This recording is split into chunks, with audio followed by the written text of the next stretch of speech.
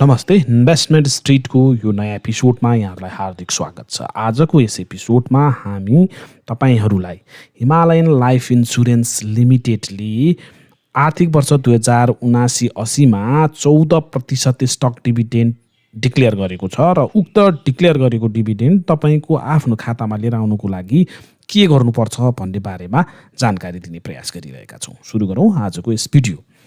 यसका लागि सर्वप्रथम तपाईँले हिमालयन लाइफ इन्सुरेन्स कम्पनीको वेब पेज खोल्ने बित्तिकै त्यहाँ तपाईँलाई एउटा इन्टरफेस खोज्छ। त्यहाँ बोनस सेयर वितरण तथा बोनस सेयर लाग्ने कर बापतको रकम जम्मा गर्ने सम्बन्धी सेयरधनीलाई जारी सूचना भनेर एउटा सूचना प्रकाशित गरेको छ।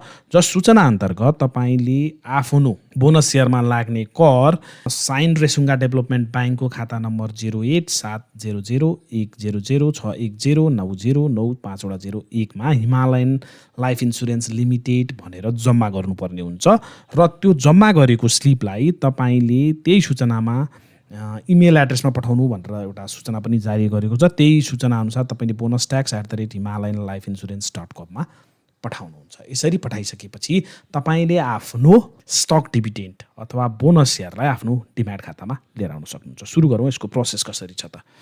यसका लागि सबैभन्दा पहिला तपाईँले प्रभु क्यापिटलको वेब पेज खोल्नु पर्यो। प्रभु क्यापिटलको वेब पेज खोल्ने बित्तिकै तपाईँले त्यहाँ एउटा इन्टरफेस खोल्छ, जुन इन्टरफेसमा तपाईँलाई त्यहाँ सेयर एलोटमेन्ट भनेको ठाउँमा क्लिक गर्नु होला। सेयर एलोटमेन्ट ठाउँमा क्लिक गरिसकेपछि तपाईँले राइट साइडमा देख्नुहुन्छ बोनस ट्याक्स भनेर, त्यो बोनस ट्याक्समा क्लिक गर्नुहोस्। बोनस ट्याक्समा क्लिक गरिसकेपछि लेफ्ट साइडको कम्पनीमा क्लिक गर्नुहोस्। त्यहाँ एचएलआई 14% भनेर देखाएको छ, त्यहाँ क्लिक गर्नुहोस्। त्यहाँ क्लिक गरेपछि तपाईँको BOID नम्बर तपाईँलाई थाहा छ भने हाल्नुहोस्, थाहा छैन भने मेरो सेयरबाट लगइन गर्नुहोस्। तपाईँलाई मैले यहाँ मेरो सेयरबाट कसरी लगइन गरिन्छ भन्ने कुरा पनि सिकाउने प्रयास गरेको छु। हेर्नुहोस्, यसरी खोलिसकेपछि माई डिटेलमा जानुहोस् र माई डिटेलमा गएपछि त्यहाँ BOID नम्बर देखाउँछ।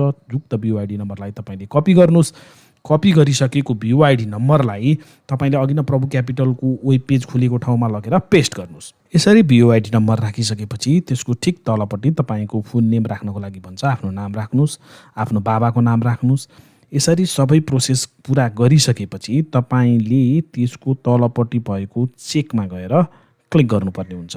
यसरी तपाईँले चेकमा क्लिक गरिसकेपछि तपाईँ कति किताको लागि इलिजिबल हुनुहुन्छ भन्ने कुरा त्यहाँ देखाउँछ। यहाँ 173.31 किताको लागि इलिजिबल देखायो र तिर्नुपर्ने ट्याक्स 637 रुपियाँ 70 पैसा भनेर देखाएको छ। यसलाई आफ्नो जुनसुकै माध्यमबाट तपाईँले फन्ड ट्रान्सफर गर्न सक्नुहुन्छ। यहाँ फन्ड ट्रान्सफर गर्नको लागि मैले कनेक्टिङ आइपिएस युज गरेको छु। तपाईँले आफूसँग जुन एभाइलेबल छ त्यही अनुसार गर्न सक्नुहुन्छ। तपाईँ काउन्टरमै गएर साइन रेसुङ्गा डेभलपमेन्ट ब्याङ्कको काउन्टरमै गएर पनि भौचर सब्मिट गरेर त्यो भौचरलाई मेल गरेर आफ्नो बोनस ट्याक्स तिरेर स्टक डिभिडेन्डलाई आफ्नो डिम्याट खातामा ल्याउन सक्नुहुन्छ। तर मैले यहाँ अनलाइनबाट गर्ने भएको कारणले गर्दाखेरि कनेक्टिङ आइपिएस युज गरेको छु र कनेक्टिङ आइपिएसबाट फन्ड ट्रान्सफर गरिसकेपछि मैले त्यहाँ ट्रान्जेक्सन डिटेल्समा बोनस ट्याक्स भनेर राख्नेछु। त्यसका साथसाथै ट्रान्जेक्सन एमाउन्टमा मैले अघि नै देखाएको 637 रुपियाँ 70 पैसालाई राखेर यसलाई सब्मिट गरिदिनेछु अथवा ट्रान्सफर गर्नेछु। यसरी ट्रान्सफर गरेको स्लिप डाउनलोड गरेर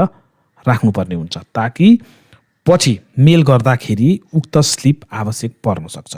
यसरी डाउनलोड गरिसकेपछि तपाईँले आफ्नो मेलिङ एड्रेस खोलेर त्यहाँ चाहिँ तपाईँले अघि नै मैले सूचनामा देखाएको bonus@himalayan.com.np मा तपाईँले बोनस ट्याक्स पेमेन्ट स्लिप भनेर राखेर आफ्नो नाम र BOID नम्बर मेन्सन गरेर अघि नै डाउनलोड गरेर राखेको स्लिपलाई एट्याच गरेर सेन्ड गरिदिनु पर्ने हुन्छ। यसरी सेन्ड गरेको केही दिनमै तपाईँको बोनस स्टक तपाईँको डिम्याट खातामा आउँछ। हस् त, आजको यस एपिसोड तपाईँहरूलाई कस्तो लाग्यो हाम्रो कमेन्ट बक्समा गएर कमेन्ट गरिदिनु होला र हाम्रो युट्युब च्यानल तथा टिकटक च्यानललाई सब्सक्राइब, फलो र सेयर गरिदिनु होला ताकि हामीले यस्तै इन्फर्मेटिभ भिडियो तपाईँहरू सामु लिएर आउन सकिरहौँ। हस् त, नमस्ते।